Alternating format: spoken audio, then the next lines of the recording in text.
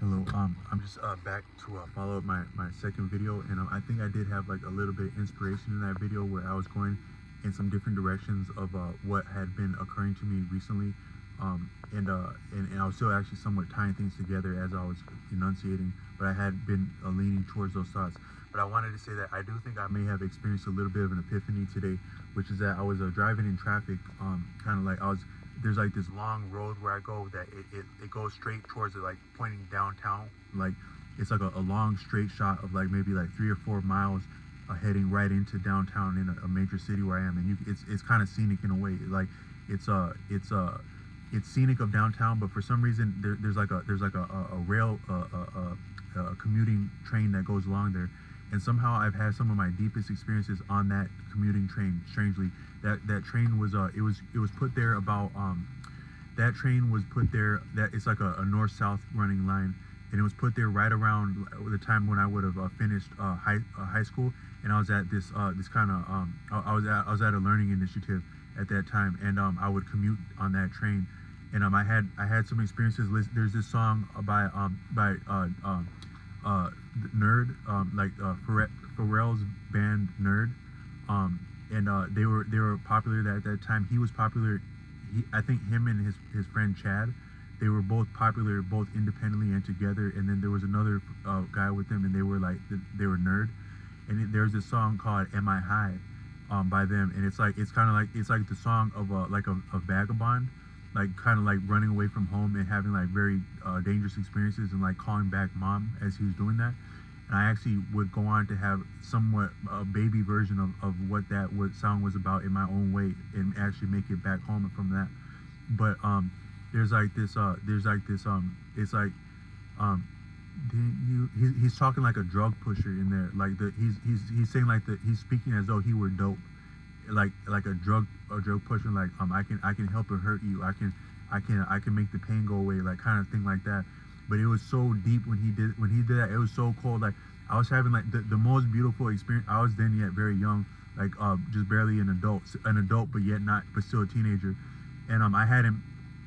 Someone would say I hadn't experienced much of life, but I would say what I have experienced in life, the more so real part had been up to that point, and then after that was more so like lessons and learning. But the realest experiences had already been to that point. And I was thinking of like there were like some of these girls that used to take care of my brother when I was young, but they probably would have been like maidens, like they were like young to they were like late adolescents, early teenagers, these girls. And some of them, like they showed me a lot of love, like when I was very young. Like there was one girl who was she was way older than me. I was like maybe like kindergarten, and like her brother might have been like seventh grade, and she was like eighth grade. And I was one time they came over to my house, and I had been falling in love with the film Shaka Zulu, because I was at my dad's friend. I go to my dad would have friends in parties, and I get to stay up way too late for a kid.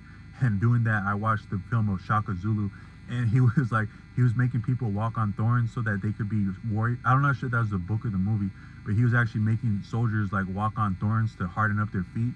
And he had changed having long spears to having these little short things called asegais, which is like more effective in battle than the long spear. And that's actually like a part of history. I think how the my dad would say Sulu, I can't say, they say they say it cold in Africa. They can like my dad can make his voice sound like really deep, like a warrior, like Sulu. Like it sounds cold when he would say it. We're not Zulu, but he can say it like that. But I was just a boy, and that made an impression on me. But it didn't make me flinch. It made me want to be like that. So one time this girl came over, like, and she was really cool. Like she was cooler than cool, this girl. And they were like playing like Ding Dong Ditch, and they were like pissing off different people. And then my home had like this little like corridor, like this little hallway in front of it, because it had like a patio on the side and then a wall next to it, and it made like this little corridor, and they were hiding there. And then so like somehow I could hear they were out there. And then I opened the door, and I was dressed up like I was dressed up like a dammy Zulu warrior. Like and I meant that shit too. I felt like a Zulu, like when I had that on, and that I wanted nothing more than to be Shaka Zulu when I was a boy. And but I didn't mean to say that with no disrespect, because if there's anyone not to disrespect, it'd be a Zulu, a samurai, a Kshatriya from India. There's no playing about any of that. And it's kind of strange because in the Zulu culture, Dr. Wesley Muhammad said that there was this tradition in Zulu culture where a boy would always have like a toy stick with him, and he would take that stick everywhere he go, and he would mock fight with other boys, but that stick would turn into his actual his only possession as a warrior, and his call sign and his identity as a man and warrior and a provider is in that stick that he had been playing with as a boy. And for me, it actually became similar with a basketball when I was young, very young, like late elementary and like through middle school. I was always found with a basketball, and I was ready to go with anybody, any age. I was ready to go with your ass with the basketball, and but it was kind of similar where those experiences that I had playing by myself with a basketball would actually be my lifestyle as an adult, and how I've managed to entertain myself, but also be productive without having company, fanfare, or assistance, or even companionship. Just me and my me and my ball. That's all it's been.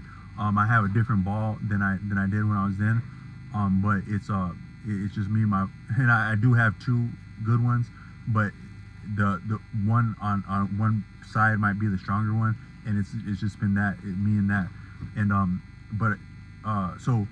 but this girl came when I was dressed up like warrior. I was a warrior right there where she saw me, and that made an impression on her, even being way older than me, like 8th grade. And then I think there were like some times where there was like different like snowball fights or stuff like that, and I would do like what a real warrior would do, which was like get all the way up on your ass, like so we're like feeling each other out, and we're like, it's like there's like a standoff, and but the only way to get something done is to run up on someone, like even if they can see you coming. So that's how I was like as a little child, and she kind of appreciated that, and like she would take me for a ride on her bike. Like she would actually like let me ride on her bike, like sitting behind her, and like all the older boys who had a crush on her were like damn, he's getting to ride on her bike with her, like this little kid. And I was like, yep, that's me. yep. But it was like some of the most beauty that I've ever experienced, the love that girl showed me. And then she would, like, at that time in the 90s, they would have like this thing called like Looney Tunes were really cool, but they like a lot of the 90s had like a lot of like gangster culture and gangster images. So there's this thing about like making the Looney Tunes gangster, if anyone can remember that, where there'd be like shopping bags or like all kinds of like references and allusions to Looney Tunes being somewhat gangster, like with baggy clothes and stuff like that. And it might have been distasteful now that I'm older, but it looked really cool back then. And she would copy down these pictures off of like these Looney Tunes and draw them for me, and that was just the dopest thing. And then she also had a friend who was equally beautiful, and her friend taught me that there were 6 digits in the number 1 million. And then I had a few unique experiences with her friend too, where they were kind of like, they were already cool girls, they were onto different stuff, and it didn't really seem that they were like interested in me, if they had took a liking to me or not, because like a beautiful woman's attention is very valuable, yet also a little bit fleeting, even at a young age, where her attention, her tender attention is worth more than the world and gold to a boy or to a man. But it's yet kind of fleeting like that. But some of these experiences that I had with these 2 girls, that was as a boy. But when I listened to this song by Pharrell of Am I High, and it's like talking like dope brings out the alcohol brings out your realist, like how you really feel right now. Alcohol will bring that out, but dope will pull out how you really are right now, what you are, what you have always been. That's what the dope will bring out, and it's actually probably stronger if it's dope music than like a substance, which is that because music and mantra affect our consciousness in a unique way, as profound, if not more so, than substance. But that listening to that Am I High out, it was drawing out the deepest things that I had, that I maybe something untied or something like that, a connection that didn't, maybe it was an experience that actually didn't get to all the way happen, but just that it almost happened. The dope was bringing that together for me, and I felt that in that song. And then the end of that song, they had this girl, and she's like, hey there, can you spare some change for the world for the world to see. Hey there, can you spare some change for the world to see? Something like that, something dope like that. And then after that, I've always been I've always been happy to help someone with anything I had. After I heard that song, it really that experience of that song, both bringing out the dope that I had, making dope for me, bringing out the dopest thing that I ever did, or maybe almost got to experience. The dope helped bring that. But then the end of that song was yet colder in teaching me what compassion and sharing means. And so a lot of my life has been like that, but I've gotten a little back from that. But the other day, no less, a homeless brother gave me this shawl that I wear, and it's this shawl is a purple shawl, and it's the dopest. It's the only thing that belongs to me, kind of similar to like that stick that I had when I was a little boy. Maybe for a mature man, it's no longer stick, because we're not about hurting people, but it's about this shawl, because we're about moving through life and having a little bit of shelter. Whether that shelter is just our own shawl, our own presence, our own essence. Giving us your clothes don't only shelter you from the physical environment; they also shelter you from the psychosocial, if not also spiritual environment. And I don't mean to be getting off into the weeds when I say spiritual like that, but a lot of the deeper essence of our experiences, when it gets finer and finer like that, is existing in spirit at that point. So like when I talk about these maidens, these young girls that showed me just a little bit of love or the hint or smack of showing love, that might be all you have to work with, and that's actually yet spiritual, how fine and profound that is. But we have experienced this in life, and sometimes in not a fun way. And our clothes can shelter from that. Our clothes can bring on adversity, but it can also deflect some of it. And so this shawl that the homeless brother gave me, it's like I think that it's a grace and a traveling mercy. And so shout out to him for that. The realest people you're ever. How could you be so real to give someone something like that of your heart? Man, I think I've done some kind things in my life, but I don't know that I've done anything as real as what he did for me. And but what I wanted to say is that but yeah, that song helped me amount to the kind of person who would have given things to people, but being in a position to receive that from that man. So shout out to Nerd for that. I think Nerd stands for No One Ever Really Dies, and that might be the real Slim Shady, right? We're talking about real stuff. That might be the real Slim Shady. That name Nerd like that. But I did have something of an epiphany today, going down that same road that gives me these insights sometimes. And I was thinking to myself that if you can appreciate that, maybe all of existence is merely polarity, but meaning from the first point being meaning creating polarity, because meaning can be, all things are balanced. So there's good and bad meaning, there's good and bad in meaning. So yeah, but meaning would be like maybe the impetus or the cause, and then from that is the reverberations of that. You do something nice, and something unnice happens. You do something unnice, sometimes something nice happens, as strange as that sounds. So maybe that if all that we experience is a grade of vibration, what would the original vibration be? Maybe it's all vibrations, all of existence is a function, and a function being a aftermath or ripple of what had been an original polarity or an original meaning, original intent, and all can be a reflection of that as polarity. But if you can appreciate that, maybe like that static in that clothing garment that I had, that might be less than righteous, that garment. If that static is like when I go into that pizza place and I smell that, it can almost taste the smell, and it's realer than real. While we're yet in a dream, it can be deciphered. Some might appreciate this life existence is a dream all the while. The only thing having consequence within that dream, or the expression and experience of that dream, is in polarity. Fundamentally, all that we exist is polar. And then but that being like static and electricity, maybe we could say electricity is static. Maybe can we just say electricity is static, and static is polarity, and polarity is a consequence of meaning fundamentally, which is yet again polarity. Is the finest degree of polarity is in meaning. Is this good? Is this bad? So is it dark? Is it light? Is it positive? Is it negative? You could only begin that from a standpoint of meaning. And then whatsoever you do with that meaning, it's going to yet rebound and redouble back the other way, opposite, and ripple. So was the original cause positive, or was the original charge negative?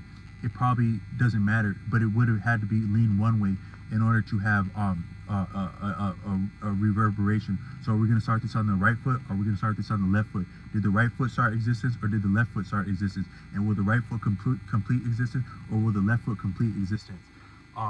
But yet it had been that meaning. If meaning is neutral, then it's not meaning. I think the word says we need to either be hot or cold. So what does this mean? But if you can appreciate that maybe all existence is just our word being our will, the finest polarity, and then polarity on top of that. And if you appreciate that, you can almost, as I was driving there, I felt as though I could perceive past all time in existence from the understanding that this is polarity and meaning and polarity. But yet, meaning is polarity and polarity is meaning. To appreciate that, what we experience of the existence is it felt like looking beyond, like it just felt like pure beyond, to appreciate that. And somehow in that I felt and I could sense and a little bit taste and smell the love of my friend's mother, who we lost at a hospital called Loveless, that I named this channel after, as somehow speaking to me from beyond. There was another man I cared for a couple years ago. I think it was like 19. We had something called a white winter. If you're from a white February, if you're from the upper Midwest, you might recall that month of February of 19 was almost nothing but snow. It was heavy snow. And I was working as a personal care attendant, but I had been recruited to work for a man who was in the process of living his last 5 months at that time, and they were in fact his last 5 months. And I would attend him to different doctor's visits, but he had a house that he had inherited, and he lived in that house alone all his life, and he had like a picture of his sister, and I think his family and his sister that meant more than the world to him. That way old picture of his sister. But he was yet a very kind man, and he would sneak away from me to experience the neighborhood and like go to the state fair, because he didn't miss one chance to live. He loved life and living. Because I had orders that he wasn't supposed to leave while he was going through treatment. But he did his thing. But all I meant to say is that he still cared about that house. It meant a lot to him. Like, even though he was like, it was kind of he getting to be, he was walking down that home stretch, and he wanted me out there shoveling his lot, and it was like a corner lot, so it was a lot of ground that you had to cover with the shovel. And I wasn't resourceful enough to get a snowblower. Sometimes I don't like artificial things. Like, I like to do things old-fashioned. But I kind of I did a number on my back, and I can still feel it in my back as I speak, from that white February with him. But I was going somewhere with that. Oh, but we lost him, and somehow today I felt a little bit of him with me recently. I did a video from a cemetery when I was talking about hip hop one time in this channel with like a green shirt, and that's actually the very cemetery where he was interned. But I felt today, when I was appreciating that maybe all we are in all existence is polarity, and then meaning, and then that meaning being polarity, that meaning being a function of polarity, and that polarity being a function of meaning, logos, thought and word, action and deed, or thought and deed. You could say that thought and deed is all of our actions are either governed by or prompted by a word of some kind. You can't do anything with a word. You have to get the word to do something. Anything you do is yet subject to someone's word. So we could say that word and deed are synonymous, maybe different grades of the same thing. That deed had been preceded or attended by a word of some kind on some level. So we could say that we have the word, and then the logos, the electricity, the polarity, the static, and all that we exist. All this existence is that right there. It is word. It is thought and deed, thought and word, logos. And when you appreciate that, you can almost see all of existence for a moment. And somewhere in that state, I felt something come over from that man that I took care of, and then his name is Tony, and then the mother that I lost, the mother of a friend at Loveless, and her name was Amada, I think that's a Spanish name, and but her moisture, I could almost like taste and smell something of sage, like something reminiscent to sage, or that you would experience like at a powwow, or like a kind of like a classy venue in New Mexico. like it also reminded me of like pignons a little bit. There's like this delicious nut called a pignon, and something about like sage and pignon and smoke that all came across when it felt like looking at existence in eternity for a moment, just recognizing that this is thought and word, action and deed. Um, and um, and so that was like a little bit of an epiphany that I was trying to get across in that other video for a moment, appreciating that. But if you think about the most beautiful thing you can experience, I taught in that last video, I was talking about love making in there, and I perceived a lot more of love making than I participated in. I have gotten a chance to be with different women at different times in my life, but I've actually been more of a student and connoisseur of women and love making. Even though I don't always have, I'm not always making love. I've had different opportunities to be with women, and sometimes sometimes I left it alone actually, because it felt like for one thing it didn't feel like the experience was all the way there, and I would have had to be like dishonest, or I would have had to be something of ugly to engage with those women right there like that. And then also I just didn't have, I wasn't I was, maybe you could say I was a little bit of gun shy too, that if I'm being honest. But I've appreciated love making a lot. And I think that if you think about like the most beauty that you can have making love, or maybe like making art or doing anything, what do you actually get from, what do you experience in that moment of beauty? What do you get from that? I would say it's just simply to look beyond, to see what exists, to really experience what is existence. Your lover is existence. The work of art that's speaking to you or that you're speaking through is existence, and the highest degree of perception of beauty is actually formless at a certain, like nirvana. It's like beyond existence is what nirvana is. It doesn't exist and it doesn't not exist. It's beyond existence. And I was also, sometimes I've been having thoughts about death recently, not as being imminent. Well, death is always imminent. You could say that we cannot be born without dying. You, in a certain way, you died in order to be born, and you were born in order to die. So your death precedes your life, and your life precedes your death, just the same. But I was thinking that if you think about what it's like to die, you can appreciate that it's like nothing is what it's like to die. When you fall asleep, you're not aware of transitioning into the state of sleep, which sleep is like maybe a mini death, because we always do think we practice before we do anything. So we're dying all our life as we sleep in order to a greater death when we actually do die. But I was listening to this commentary of a veteran, and they were saying that sometimes in different war campaigns, it was very deadly when people were coming up close to the end of their tour, like those last like couple weeks, those last days, those last weeks before you're about to be relieved of your duty. It's the most dangerous, because that's when you start to celebrate too early. That's when you slip. That's when you, not even don't slip. There's just something about you that's more soft and happy. In Japan, they would call that a suki.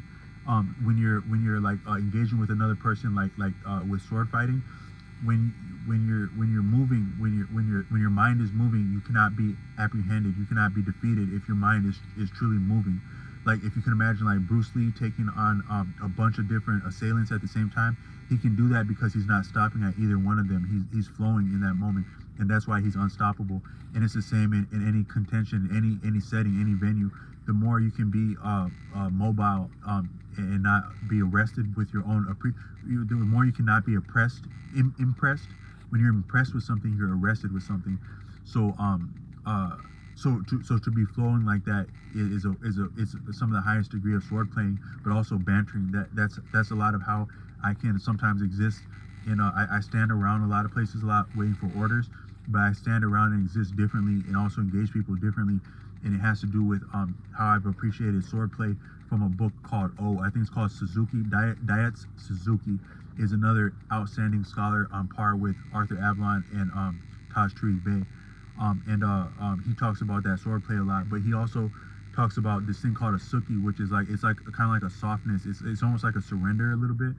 And I've seen other military men say that sometimes they appreciated that when they would get like packages of food, like R&R, if they would partake of the dessert, like the little candy or something like that, it would actually bring on the onset of the enemy. There's a book called I think it's called, there's Sebastian Junger. He's a journalist who was embedded with with troops in combat in the I think it's called the Korangal Valley in Afghanistan, and him and his media partner was with him there. You don't see him in the film he's in, that documentary of the men in Afghanistan, but that I think his friend was like even more athletic because they had to actually go along with the troops in the things that they would do. And then his friend went to, I think, to Liberia, and he died documenting a film. But he had been like in the early 2000s, the late aughts, like the first 10 years of the 2000s, aughts and knots, that's also called. They were there in the Korangal Valley, and that younger has some of his work with the soldiers there is that they thought that when you engage with like dessert, you somehow hasten attack, because someone who is engaging with you, when you're engaging with people, you're very intimate. When you're actually set against someone to the point of going to death blows, or even thinking like that, you were always connected with all people. But when you're engaging someone that profoundly, there's a deep connection where it's been said that some of that violence is actually one of the most intimate things, as strange as that would sound. And so you can feel when a person is stronger and when they're weaker when you're engaged like that. You don't have to be there with them, but when you're actually set against someone like that, you can feel one another. And these soldiers were aware that who they, as they were engaging with what they said were like ghosts, because they sometimes when you're set against people, it's very seldom that you actually see who you're set against, even though you're operating with each other in the same area and you're aware of one another and you're responding to one another. You're not actually engaging one another directly. But when you're doing like that, this thing called a suki, like with swordplay, it's that weakness when you relent a little bit. But what I was saying is that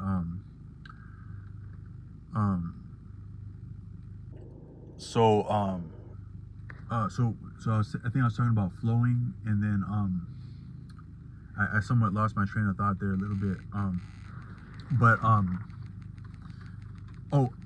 I guess I did properly lose my train of thought there. But what I was meaning to say is that you can see quite far and almost past time and space when you appreciate that all that exists is meaning, and that is conveyed as polarity and experienced as polarity. But all that exists in the first place is meaning. What does something mean? What does it mean to exist? Is what it means to exist. To ask the question, what does it mean to exist, may be what it means to exist right there.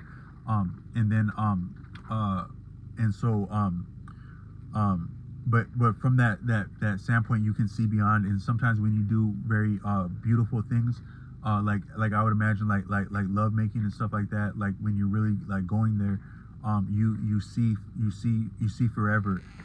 We always see forever, but you appreciate forever in that standpoint. And somehow when I was doing so, I felt the pull of someone who once was very kind to me and showed me love. And that person also appreciated that I was interested in alternative music, because when I was very young, I had a family friend, another person I could do a video on, my friend was Native American, and his father would take us to do all kinds of cool stuff. His father was Native American from Florida, but he was yet living in New Mexico, and he would take me to do mountain biking on the foothills of the mountains, the Sandia Mountains in Albuquerque. And he'd take me to like this place called like Blue Earth, like swimming in actual water holes like that go deep into the earth. There'd be like a rock face in a cliff where we jump off there, and it's these caverns that go way deep under the state of New Mexico, but they come up in these certain places. I think it's called like Blue Earth. And then he'd also like take us hiking. And one time he took us hiking in this natural hot springs. It was the coolest thing. This hot springs. It almost seemed like it was like a warm pool that was designed by nature for you to enjoy. And when we were out there, he was a really cool looking guy. He was a sexy looking guy, like with his hair. I didn't look at him that way as a child, obviously, but getting older, like hearing things that like my aunt would say about him. My aunt once met him, but he was a cool guy. But this woman started skinny dipping while we were out there. We were out there that was a real experience in nature for us young boys. We're at a natural hot springs, way off the beaten path in the middle of nowhere. and we're with our friend, our friend's dad, who's this like cool, like cooler than cool Native American, knows the land, has enough heart to teach a young boy whose father is an alcoholic about the land and about being cool. And then this woman just comes off and strips off her clothes and gets naked. So he didn't ask her to do that, and he wasn't engaging with her. And I don't think that there's any way in hell we could find out who that woman was to get her in trouble for getting naked around some little kids. But it was yet an experience of nature, and it was vital and it was beautiful. So I forgot where I was going with that, but yes. So when you're having the most beautiful experiences, you can see forever in that moment, is all I'm saying. And who you would recognize while you're seeing forever might have bearing to you. And that father, that Native American father, had put me on to like alternative music, because he used to listen to like Green Day and Sublime right in the 90s, and Nirvana right in the 90s, right when that music was being created and expressed. And so this my friend's mom, before we lost her, she appreciated that I was into some of that alternative music, and I'm still into that music, and I'm still trying to do music. So I'll catch up when I meet her again in forever, and from here forth, I'll be rocking with that. Peace.